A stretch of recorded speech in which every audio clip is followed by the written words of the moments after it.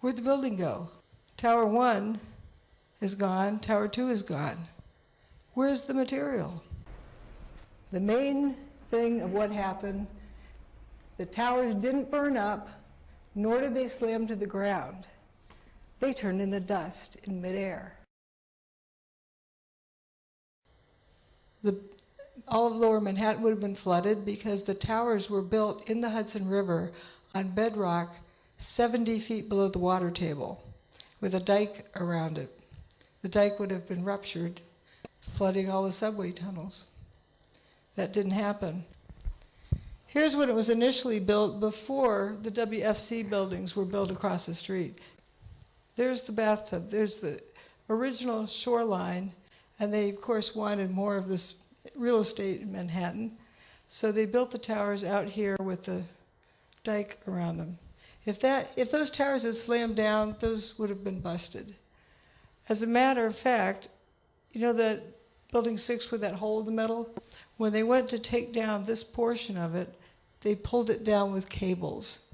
They didn't want to use explosives because they knew it would damage the wall. We had to be very careful how we demolished Building 6. We were worried about the Building 6 coming down and then damaging the slurry wall, so we wanted that particular building to fall within a certain area. There it goes. There it goes. And if the towers had slammed to the ground, the seismic signals, that measure earthquakes, would have registered that much material slamming to the ground, and that didn't happen. Seismic impact, this is the real smoking gun. All right, this is from earlier that year. There was an earthquake in Midtown Manhattan. So let's look at the signal the towers made. The ground shook for 8 seconds. Notice there's no other signal prior to this one, and the waves are very wide spacing. In a typical earthquake, you first get the P wave. The primary wave arrives, and then the secondary wave arrives. Notice the spacing. They're much closer together than these signals. This one does not reflect a P wave or an S wave. The seismic signal did not travel through the earth. There were only surface waves. But the difference in the timing of the P wave and S wave arrival tells you how far away the epicenter is, because those two waves travel at different speeds through the earth. And it's only 8 seconds. It takes 9.5 seconds to drop a bowling ball off the roof and have it hit the pavement below. Houston, we have a problem. Tower 1, that's its demise. And then all afternoon, there's these quarry blasts that were recorded. That's from the Fox Islands, which is part of the Aleutian Islands. They had a little earthquake up there. But there's a equivalent of 0.6 on the Richter scale for Building 7, which is this little line here. It was a non-seismic event. Building 7 went away and didn't make a seismic event that you could register on this chart. Where's the signal for Building 7? Now we're going to look out the other direction, over Building 4, and see what that looks like. The north wing of Building 4 is still there, but the main body is missing. That's weird. That's when it often gets forgotten. The north wing of it seemed to be sliced off like with an X-Acto knife, and the main body of the building just went missing. Where'd it go? Mind you, that was also the location where the top of Tower 2 was tipping over and then it turned to dust. That's where it would have fallen. If the top 35 floors of Tower 2 had fallen to the ground, landed on Building 4, would it look like that? This is a top view of the various towers, buildings, showing you where the holes were. Weird holes. Here is the main part of Building 4 that's gone missing. You have holes in the streets, including Vesey Street, and this huge hole in Building 6. Looks like a lot of smaller holes, like a post hole digger dug it out. It was announced 6 different times at least that One Liberty Plaza was collapsing. It's still standing. It became a running joke. There we are. There's an ambulance. You see, I hope you can see the north wall and the south wall. Where's the building? You see the north wall and the south wall, and there's virtually nothing in between. This ambulance doesn't look clobbered. No crunched in marks. You don't see steel beams on the ground, just this aluminum cladding that was a decorative type material. There's some steel wheat checks here stabbed into the pavement off the picture, but there really is very little steel. 110-story building just went missing. In controlled demolition, buildings are chopped up into chunks, the chunks slam to the ground, and then there's dust. This is dust before it hits the ground. The Seattle Kingdome was a controlled demolition. Notice that the dust doesn't rise much above the highest point of the building. For Building 7, which is this little line here, it was a non-seismic event. Building 7 went away and didn't make a seismic event that you could register on this chart. Well, here's a controlled demolition, the Seattle Kingdome. March 26, 2000.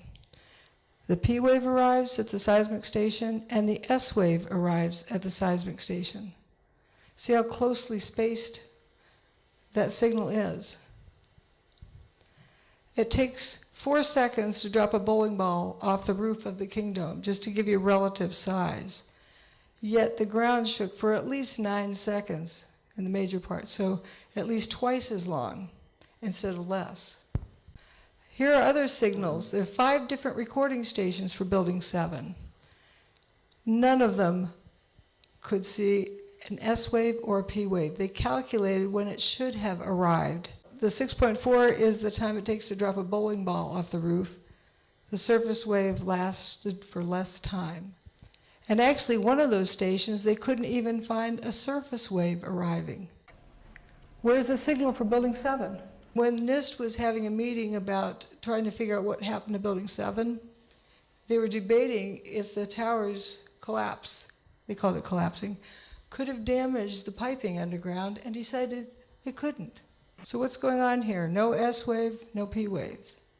Those 2 waves travel through the earth. This didn't slam to the ground. No big building slammed to the ground.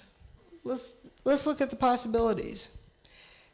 Tower 2 was the first tower to go away. If you turned all but the bottom 16 stories to dust and just dropped a 16-story building to the ground, it would make the seismic signal approximately that was recorded, which was a 2.1. Do the same thing for Tower 1. Dustify all but the bottom 20 stories, and you get the seismic signal that was recorded. And Building 7, if you turn all but the bottom 2.5 stories to dust, it would make the seismic signal approximately the same as what was recorded. This is compared to the Seattle Kingdome. The Seattle Kingdome was really just this concrete ring, and it made a 2.3. As we saw before, the building is turning to dust as it falls. Building turned to dust. I don't think anyone can deny that. This is real dustification you're going to see here. That's the corner of Vesey Street and West Street. Yeah, you see this like a stick. Keep watching it. It turns to dust. Yep, we will see it. See it there? You know, this one replay a few times. Here it comes.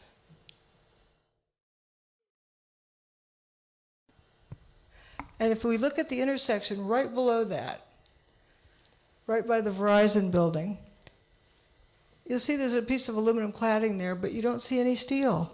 That steel that we're watching does not hit the ground. Now we're going to watch another dustification. The building goes away, and there's a few columns left standing. I believe those are the top of stairwell B. Core columns, and watch, they'll turn to dust. They'll faint into dust. And this is building 7 over here, so we can see that's well above building 7. That's like 700 feet tall. And here it goes, it just faints into dust. My detractors like to say that the columns fell over and the dust was so fine that it hung in the air. Well, if it was so fine that it hung in the air, why didn't we see it? Why did it settle on the columns to begin with, on the vertical columns? Doesn't make sense. And here's a closer view, and then it starts to drop down and kind of faints, turns to dust. Now, if that thing tipped over, it would take out a few blocks worth of buildings. How's it going to go straight down?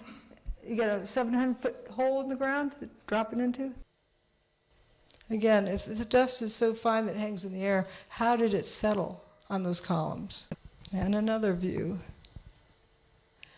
So there's no dust hanging around the outside of those columns, but we have dust shooting downward there. You can even see some wiring hanging out. How does it become fuzzy like that?